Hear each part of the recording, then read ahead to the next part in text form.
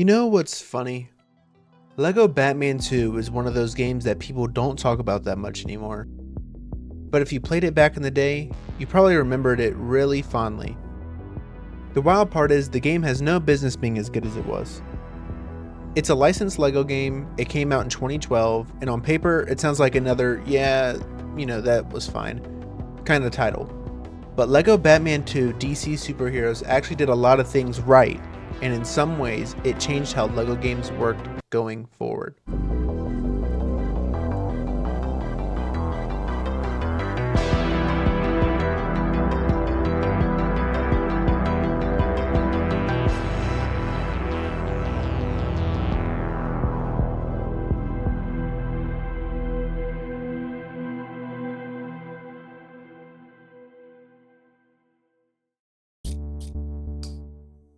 To understand why Lego Batman 2 mattered, you kind of have to look at what Lego games were like before it. Up until this point, most Lego games followed a pretty strict formula. No voice acting, linear levels, silent cutscenes with slapstick humor, and hub worlds that were fine but nothing crazy. In my opinion, the original Lego Batman was amazing, but it was still very much a product of that era. Lego Batman 2 came out during a time when superhero games were starting to get more ambitious, and instead of just repeating the formula, this game took a real swing, and honestly, it landed. This was the first Lego game with full voice acting. That alone was a massive risk.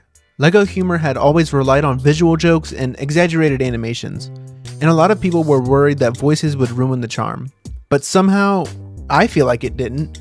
Hearing Batman actually speak with a deep, serious voice while standing next to completely ridiculous Lego characters was weirdly perfect. And the casting helped a lot. Batman sounds like Batman. Joker actually sounds like the Joker. Superman actually feels heroic. It gave the story more weight without losing that Lego charm. The jokes still landed, but now the characters actually felt like characters instead of props. This single change influenced almost every Lego game after it. Now, story-wise, Lego Batman 2 isn't trying to be deep or dark, and that's kind of a good thing.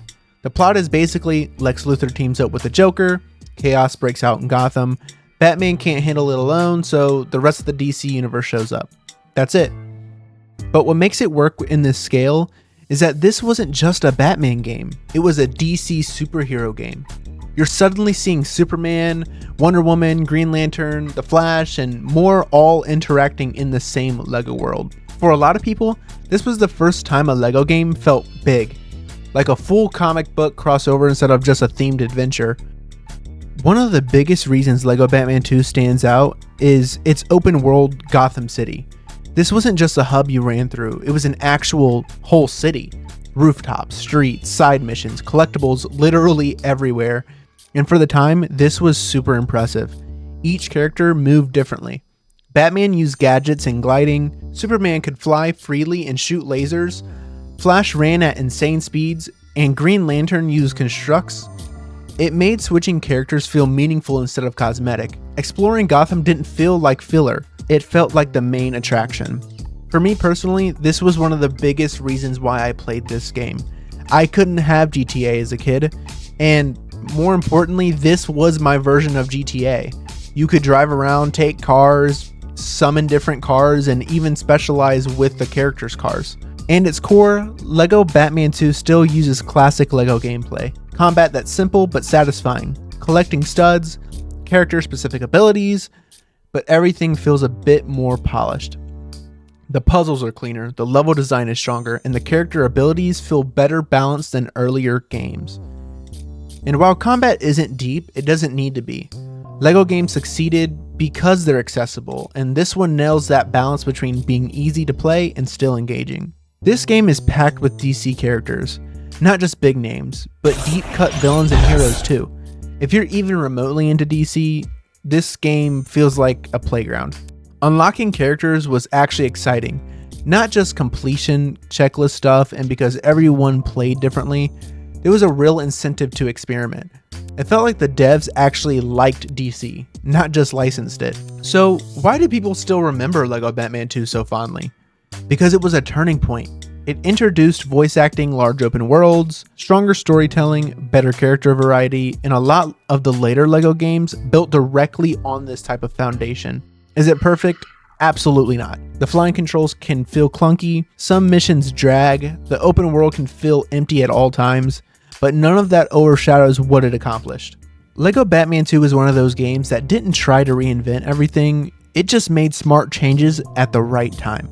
It respected its audience, respected the source material, and still remembered that it was supposed to be fun. If you grew up with it, like myself, it probably left a mark. If you missed it, it's absolutely worth revisiting.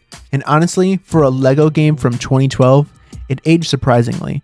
And honestly, the more I think about when this game came out, in 2012, this was kind of a perfect time for it.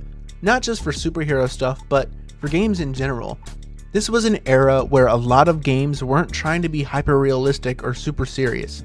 They were more about creativity and charm and, of course, fun.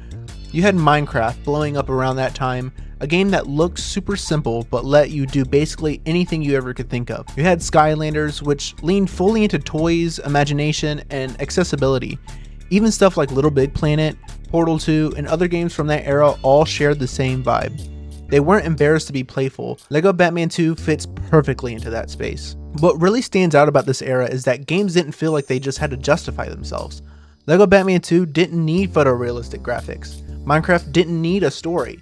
Skylanders didn't need to be taken super seriously. They all succeeded because they understood what made them fun, and they leaned into it. LEGO Batman 2 knew exactly what it was: a superhero sandbox, a collectathon, a lighthearted replayable experience, and it never tried to be anything else. I think that's also why people look back on games from around 2012 with so much nostalgia. A lot of them were easy to pick up, easy to understand, easy to come back to. You could play them with friends, siblings, or chill solo.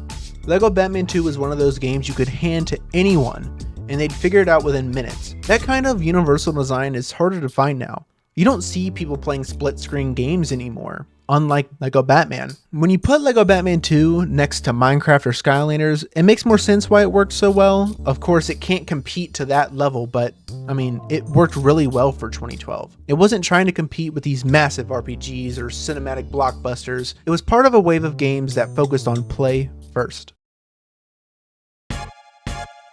And because of that, it aged better than a lot more serious games from that time. So yeah, LEGO Batman 2 didn't just come out at a good time for LEGO games. It came out during a moment when the industry was more willing to let games be fun, weird, and approachable. And that's a big reason why people still remember it so fondly. So when I look back at LEGO Batman 2, DC Superheroes, I don't really think about a specific mission or boss fight. I think about how it felt to play. It let you mess around, explore, unlock characters, and just enjoy being in that world.